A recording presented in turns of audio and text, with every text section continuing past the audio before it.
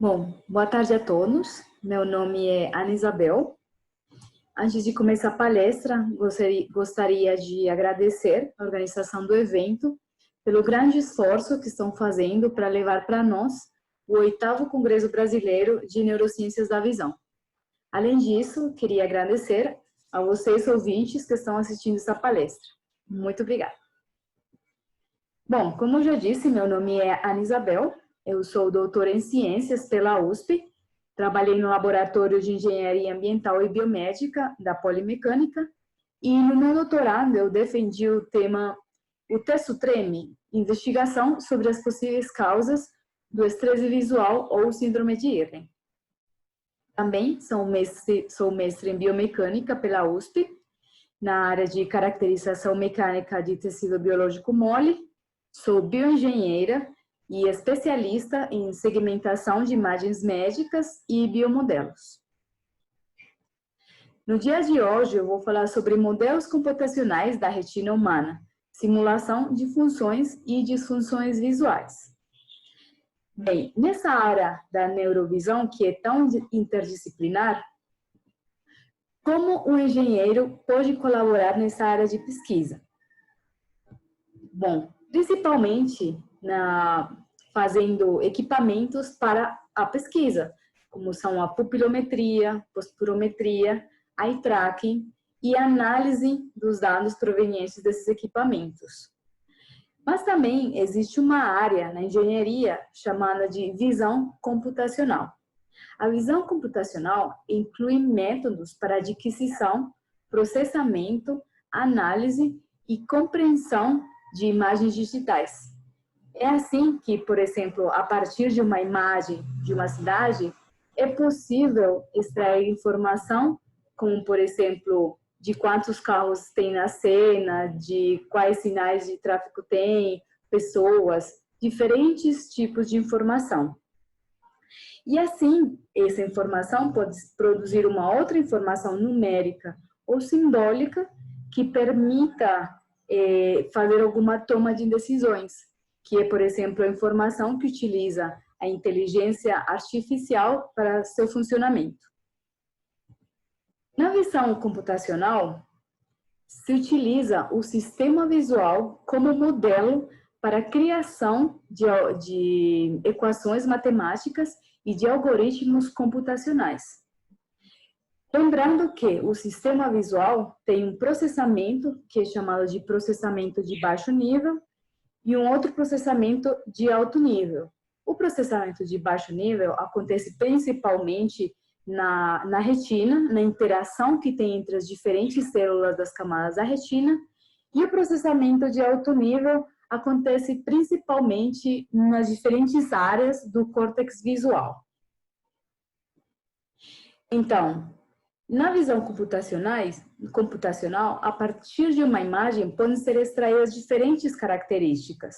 Então, por exemplo, no processamento de baixo nível são extraídas características como luminância, frequências espaciais e temporais e alguns tipos de contornos. Essas também seriam, por exemplo, as características que são extraídas pelas células fotorreceptoras, células horizontais, células bipolares e células ganglionares.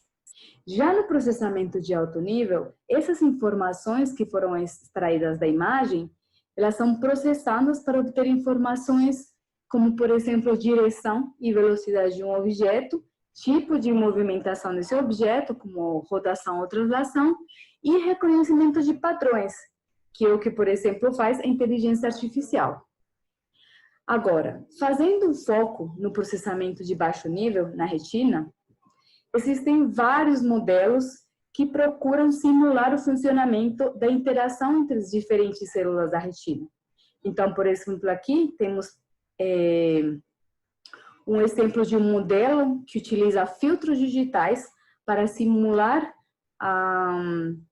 o funcionamento da retina e obter características como luminância e contornos. Mas a retina, o funcionamento e a interação entre as células é muito rica e existem outros tipos de interações que podem ter mais informação sobre a imagem, como, por exemplo, o mecanismo de oponência de cor, que acontece nas células ganglionares e que permite também a separação das bordas da imagem, dos contornos. Então, por exemplo, nesse mecanismo, vamos imaginar que essa é uma célula ganglionar, que o centro é vermelho e a periferia é verde. Então, o que significa que informações de comprimentos de onda longos ou vermelhos chegam no centro da célula. Informações de comprimentos de onda médios ou verdes chegam na periferia da célula. Essa comparação entre a informação que chega no centro e na periferia é o que se chama de oponência. Existe a oponência simples, que acontece em uma única célula ganglionar, e a oponência dupla, que acontece com duas ou mais células ganglionares. É importante mencionar que daqui para frente vamos chamar essa quantidade de informação que chega de determinado comprimento de onda de peso. Então, por exemplo, tem um peso no centro da célula ganglionar e um peso na periferia da célula ganglionar. Esses pesos são regulados pela ação das células horizontais e bipolares. Então, por exemplo, a quantidade de informação que chega de determinado comprimento de onda na célula ganglionar vai depender também das células horizontais e bipolares. Então, para o reconhecimento de bordas, se esses pesos do centro e da periferia estão equilibrados, ou seja, é o mesmo peso, não é possível o reconhecimento de bordas, mas se eles estão desequilibrados, é possível o reconhecimento de bordas. Como pode ser visto nessa imagem, onde, para os quadros preto e branco, quando o centro e a periferia está equilibrado, não acontece o reconhecimento de borda. Enquanto, quando eles estão desequilibrados, é possível o reconhecimento das bordas.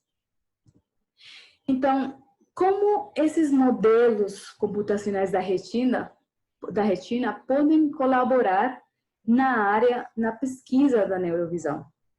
Bem, como foi mencionado, então, a partir do funcionamento das interações no sistema visual, é formulado um algoritmo, umas equações que são programadas em forma de algoritmo, e quando uma imagem é colocada como imagem de entrada no algoritmo, se esses parâmetros que simulam o funcionamento de cada célula estão colocados de uma forma que simule o funcionamento adequado da retina, se esperaria que a imagem de saída esteja de acordo com a imagem de entrada.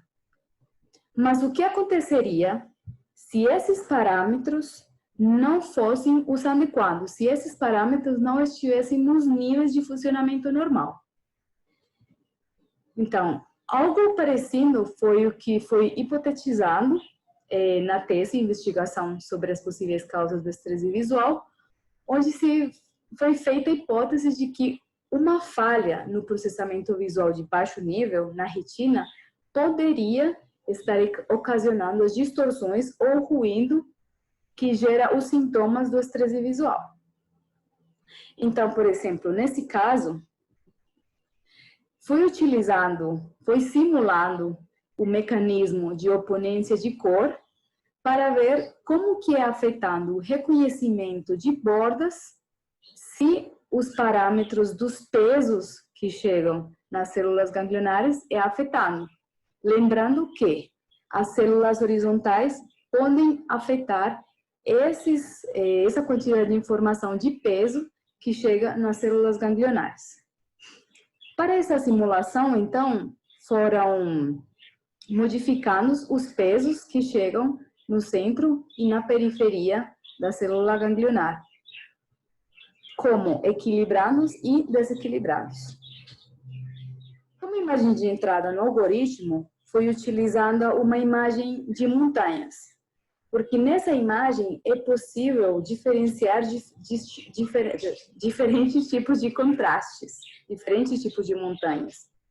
E, como é sabido, um dos sintomas do estresse visual é a diminuição no reconhecimento de contraste. E, além disso, na percepção de profundidade de uma cena visual. Para iniciar o processamento, então, a imagem RGB foi decomposta nos seus canais R, vermelho, G, verde, B, azul e Y, amarelo, que seria composto pela informação do R mais o G. Esses canais, então, são, para fazer o centro e a periferia, são criados os canais verde e vermelho e verde, e azul e amarelo e azul. Bom, quando processamos a imagem com esses canais verde e vermelho e amarelo e azul desequilibrados, ou seja, que é possível o reconhecimento de bordas, essa imagem de entrada das montanhas, dessa imagem das montanhas é possível subtrair os contornos das montanhas. E como pode ser visto, todas as montanhas, que tem inclusive as que estão mais no plano de fundo, são extraídas. Os contornos dessas montanhas são extraídas. As árvores que estão na frente e as montanhas que aparecem até o final. Já quando esses pesos são equilibrados, acontece uma coisa bem interessante, que é que aparecem muitos ruídos que poluem a imagem. E, além disso, em várias montanhas, por exemplo, essa segunda que aparece aqui, que estava aqui, agora não aparece mais. Tem alguns contrastes que foram perdidos.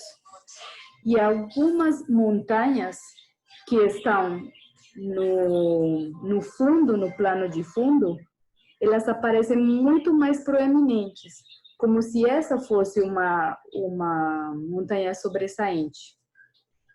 Isso poderia confundir a pessoa e pensar e afetar a percepção da profundidade. Também tem outros artefatos de imagem no fundo, que poderiam ser algumas nuvens ou poderiam ser confundidas com outras montanhas.